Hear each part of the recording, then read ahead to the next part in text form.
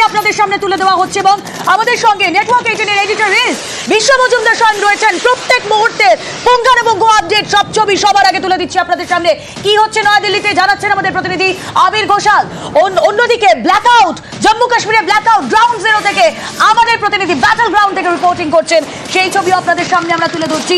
সরাসরি চলে যাবো এডিটর আমাদের বিশ্ব মজুমদারের কাছে। বিশ্বদা, আমরা দেখছি যে শুধুমাত্র কিন্তু যুদ্ধই নয়, ভারত যে প্রত্যাঘাত করছে, একদম পাকিস্তানের বুকে গিয়ে আঘাত করছে তা নয়, কূটনৈতিক স্তরে নিজের জায়গা তাও কিন্তু ক্লিয়ার রাখছে। আমরা গতকালও দেখেছিলাম ট্রাম্প তিনি প্রতিক্রিয়া দিয়েছেন, নিজের জায়গাটা ডিপ্লোম্যাটিক স্তরে কিন্তু খোলা রাখছে ভারত। দেখো রুমেলা, তুমি একদম ঠিক বলছো। একদম ব্যাটেল গ্রাউন্ড থেকে রিপোর্টিং আমাদের প্রতিনিধি করছে। আমার চিন্তা হচ্ছে মৈত্রেয়ীর জন্য, মৈত্রেয়ী জম্মুতে রয়েছে এবং ব্যাটেল গ্রাউন্ডে রয়েছে। রুমেলা, তুমি জানো যে একমাত্র বাংলা চ্যানেল যারা জম্মুতে ওই ব্যাটেল গ্রাউন্ডে লোক পাঠিয়েছে 3 দিন আগেই। শুধু তাই নয়, পুঞ্চ থেকে শুরু করে রাজৌরি থেকে শুরু করে আখনৌর সেক্টর, সমস্ত সেক্টরে আমাদের লোক রয়েছে। তার কারণ আমাদের প্রত্যেকটা স্টেটে একটা করে রিজিওনাল চ্যানেল রয়েছে এবং সেই চ্যানেল জম্মু কাশ্মীর চ্যানেলের সমস্ত প্রতিনিধি আমাদের ছড়িয়ে ছিটিয়ে রয়েছে কাশ্মীরের গ্রামে গ্রামে। আমরা আঁখো দেখি খবর পাচ্ছি, খুব দ্রুত খবর পাচ্ছি। আমি একটা জিনিস বলে রাখি রুমেরা, ইতিমধ্যেই ভারত কিন্তু কূটনৈতিক স্তরে সারা পৃথিবীর সঙ্গে যোগাযোগ করতে শুরু করে দিয়েছে। আমেরিকান মার্কো রুবিও ইতিমধ্যেই জানিয়েছেন যে তারা পাশে আছেন এবং কাঁধে কাঁধ মিলিয়ে সন্ত্রাসবাদের বিরুদ্ধে লড়াই করবে। ভারতের পাশে দাঁড়িয়ে মার্কো রুবিও জানিয়ে দিয়েছেন। এবং ইউরোপীয় ইউনিয়নের সঙ্গেও কিন্তু বিদেশমন্ত্রী জয়শঙ্কর এবং NSA অজিত ডোভাল কথাবার্তা চালাচ্ছেন এবং গোটা পৃথিবী তারা কিন্তু ভারতের পাশে থাকার বার্তা দিচ্ছে। দু একটি ছুটকো ছাটকা দেশ বাদ দিলে গোটা পৃথিবী কিন্তু ভারতের পাশে থাকার বার্তা দিচ্ছে। শাহবাজকে কিন্তু সংযত হয়ে হামলা বন্ধ করার বার্তাও দিয়েছে ট্রাম্প প্রশাসন। একদম। আমাদের সঙ্গে ইমন কল্যাণ লাহিড়ী রয়েছেন, আন্তর্জাতিক সম্পর্ক বিশেষজ্ঞ। ইমন, শুনতে পাচ্ছেন? হ্যাঁ, শুনতে পাচ্ছি, বলুন। ইমন কল্যাণ, কি হতে চলেছে, কি মনে হচ্ছে? যুদ্ধ তো শুরু হয়ে গেছে, অল আউট যুদ্ধ শুরু হয়ে গেছে, কি হতে চলেছে বলুন। বিশ্বদা, এটা আমরা আগেই আলোচনা করেছি, আপনার চ্যানেলেও আমরা আলোচনা করেছি যে এটা কিছু প্রত্যাঘাত ভারতকে করতে হতো, কিন্তু দুর্ভাগ্যজনক যেটা এবার সৌভাগ্য বলুন, পাকিস্তান অটোমেটিক্যালি তারা মিলিটারি স্ট্রাইক করে দিয়েছে ভারতের ওপরে। এখন আর ফিরে যাওয়ার কোনো উপায় নেই। যে ভুল আমরা 48-47 সালে করেছিলাম, যে ভুল আমরা 71 সালে করেছিলাম, 2025-এ আর এই ভুল করার সময় আমাদের নেই। আগামী প্রজন্মের কাছে একটি রাষ্ট্র হিসেবে ভারতবর্ষকে প্রতিষ্ঠিত করতে হলে আমরা মিডল ইস্টের মতো ক্রমাগত যুদ্ধ করতে পারবো না এই অবৈধ জঙ্গিদের সঙ্গে। দুদিকে দুটো অবৈধ সরকার, মধ্যখানে একটি গণতান্ত্রিক রাষ্ট্র হিসেবে ভারতের দীর্ঘদিনের ইতিহাস যদি প্রমাণ করতে হয়, তাহলে 25 সালে যা করার হয় করবে। এবং আমাদের মনে হয় যে 140 কোটির দেশ, আমাদের সেনাবাহিনী যে বীরত্ব দেখাচ্ছে, সাধারণ মানুষও কিন্তু আজকে ভারতবাসী হিসেবে আমরা সবাই একসঙ্গে আছি। আমার মনে হয় যে ইতিহাস যদি রচনা করতে হয়, 2025 সালে নতুন ভাবে ইতিহাস রচনা করতে হবে।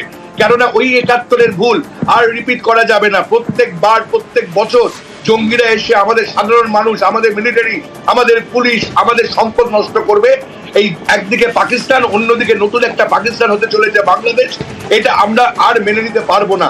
এবার আমাদের অল আউট ওয়ারে যেতে হলে অল আউট ওয়ারেই যেতে হবে।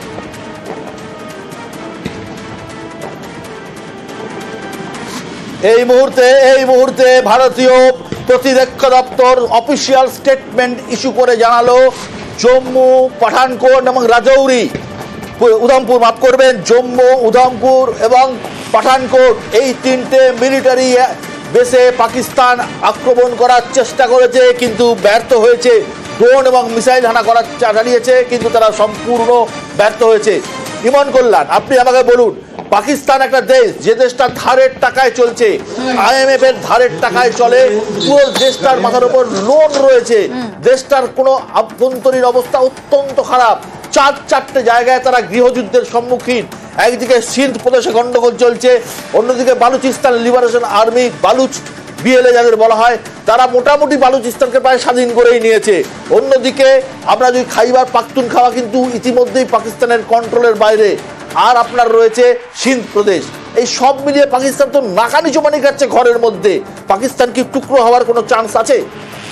পাকিস্তান টুকরো হবেই। যে দেশ স্বাধীনতার পর থেকে খালি সন্ত্রাসবাদীদের মদত দিয়েছে, যারা নিজেরা দেশ ভাগ করে এখনো পর্যন্ত ভারতকে দায়ী করে, যারা বাংলাদেশকে 71 সালে ভারত যখন স্বাধীনতা দিয়েছিল আজকে সেই বাংলাদেশকে মাথা চাড়া দেওয়ার জন্য যাদের মূল বুদ্ধি এই পাকিস্তানিরা আছে, এই জঙ্গি যে কার্যকলাপ সারা পৃথিবীতে ছড়িয়ে দিচ্ছে, সাধারণ মানুষ সেটা মেনে নেবে না। বালুচিস্তানের মানুষ, সিন্ধের মানুষ সেটা মেনে নেবে না, মেনে নিচ্ছে না। তারা দেখতে পাচ্ছে পাশের দেশে ভারতবর্ষে কিভাবে গণতন্ত্র প্রতিষ্ঠা হচ্ছে, আর পাকিস্তানি আর্মি আইএসআই ঘর থেকে তুলে নিয়ে গিয়ে জঙ্গি বানাচ্ছে। সেই জঙ্গিরা এই দক্ষিণ এশিয়া থাকার অধিকার রাখে না। যারা এই আর্মি, যারা এই মিলিটারি, যারা এই আইএসআই, যারা এই জঙ্গি, ভারত এবার যা করার করবে। দরকার হলে বললাম তো আমরা সব শক্তি দিয়ে এই জঙ্গি নিধন করব। এটা মনে রাখতে হবে, এটা গান্ধীর দেশ। আমরা শান্তি চেয়েছিলাম, আমরা শান্তি চাই, কিন্তু একই সঙ্গে এই মাটিতে কুরুক্ষেত্রের যুদ্ধ হয়েছে। আমরা যদি মনে করি অধর্মের বিরুদ্ধে লড়াই করব, আজকে অধর্ম আর ধর্মের লড়াইয়ের জায়গায় আমরা এসে দাঁড়িয়েছি। এবার আপনি আমাদের সঙ্গে থাকুন। এই মুহূর্তে জম্মুতে আমাদের যেতেই হবে। জম্মুতে অপারেশন চলছে এবং সেখানে অন্ধকারে একটি ঘরের মধ্যে মৈত্রেয়ী রয়েছে। মৈত্রেয়ীকে আমি জানতে চাইবো, মৈত্রেয়ী তুমি সেফ আছো তো? তুমি ঠিকঠাক আছো তো?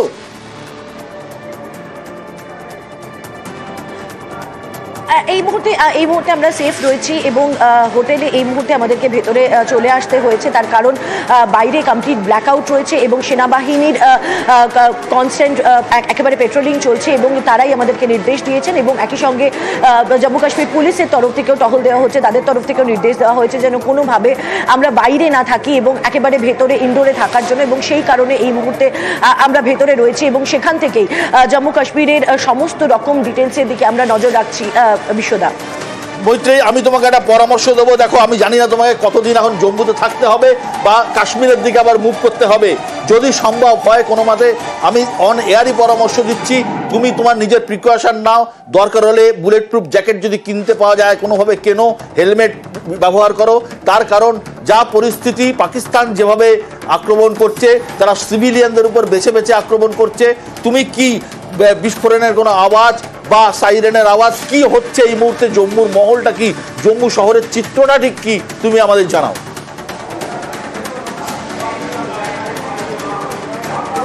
একেবারে দেখো, এই মুহূর্তে জম্মু শহর এবং জম্মু শহরের আশেপাশের যে সমস্ত সেক্টর রয়েছে সেই সমস্ত সেক্টর কিন্তু এই মুহূর্তে একেবারে কালো অন্ধকারে ঢাকা। তার কারণ কমপ্লিট ব্ল্যাকআউট চলছে গোটা এলাকাটাতে। কোনো মানুষকে বাইরে বেরোতে, একেবারে আপৎকালীন পরিস্থিতি ছাড়া বাইরে বেরোনোর জন্য নিষেধাজ্ঞা জারি করেছে জম্মু কাশ্মীর পুলিশ এবং আমরাও রাস্তাঘাটে কিন্তু একেবারে শুধুমাত্র অ্যাম্বুলেন্স ছাড়া এই মুহূর্তে অন্য কোনো ভেহিকেল দেখতে পাচ্ছি না। সেনাবাহিনীর গাড়ি সেটা টানা টহল চলছে এবং আমরা বিভিন্ন সোর্সের মারফত যে খবরগুলো একে একে আমরা পাচ্ছি যে বিভিন্ন বর্ডার এলাকায় সেখানে ইতিমধ্যেই হেভি শেলিং শুরু হয়ে গিয়েছে। ভারতীয় বাহিনী, তাদের এয়ার ডিফেন্স সিস্টেম, তারা অ্যালার্ট রয়েছে। বেশ কিছু খবর আমাদের কাছে এসে পৌঁছাচ্ছে, যদিও সেগুলো এখনো পর্যন্ত কনফার্ম নয়। একটি খবর আমাদের কাছে এসে পৌঁছেছে, যদিও সেটা জম্মু কাশ্মীর রিজনের নয়, কিন্তু সেই খবরের কনফার্মেশনের আমরা ওয়েট করছি। তার কারণ একেবারেই বাহিনীর যে অপারেশন চলছে সেই অপারেশনের খবর আমরা একেবারেই লাইভ জানাতে চাই না, কিন্তু আমরা যেটা জানতে পারছি যে বেশ কিছু ইন্টারসেপ্ট ভারতীয় বাহিনীর তরফ থেকেও করা হচ্ছে, কিন্তু সেই অপারেশনের ডিটেলস আমরা পরে আরো বিস্তারিত জানতে পারবো এবং সেই অনুযায়ী আমরা আমাদের দর্শকদেরকে জানাবো। তবে এই মুহূর্তে দাঁড়িয়ে জম্মু কাশ্মীর কিন্তু একেবারে ব্ল্যাকআউটে রয়েছে, বিশেষত জম্মুর যে টানা যে রিজন রয়েছে সীমান্ত লাগোয়া গোটা রিজিয়ন কিন্তু এই মুহূর্তে কালো অন্ধকারে ঢাকা। আকাশে যে ড্রোন দেখা যাচ্ছিল এবং ড্রোন ফলোড বাই মিসাইলস, মূলত সেনার যে সমস্ত এস্টাবলিশমেন্ট রয়েছে সেই সেনাবাহিনীর এস্টাবলিশমেন্টেই কিন্তু হামলা করার চেষ্টা করা হয়েছিল এবং সেটাই কিন্তু মিনিস্ট্রি অফ ডিফেন্সের তরফ থেকেও ইতিমধ্যেই সেটা কনফার্ম করে দেওয়া হয়েছে। পাঠানকোট, উধমপুর সহ একেবারে মিলিটারি ইনস্টলেশন, তার উপর হামলা করার চেষ্টা করা হয়েছিল, প্রথমে ড্রোন এবং তারপর মিসাইল দিয়ে। আমরা এখানেও কিন্তু আকাশে সেই ড্রোনকে নিউট্রালাইজ করতে দেখেছি। ব্যাপক বিস্ফোরণের আওয়াজ হয়েছে এবং সেই আওয়াজ আমরা দেখেছি একেবারে হামাসের কায়দায়। কিছুক্ষণ আগেই তুমি যে বিষয়টা উল্লেখ করছিলে যে যেভাবে এবার অ্যাটাক হয়েছে, যেরকম ইসরায়েলের ওপর আমরা অ্যাটাক হতে দেখেছিলাম একেবারে হামাসের কায়দায় একে একে মিসাইল উড়ে আসছিল, কিন্তু ভারতের যে এয়ার ডিফেন্স সিস্টেম রয়েছে সেই এয়ার ডিফেন্স সিস্টেম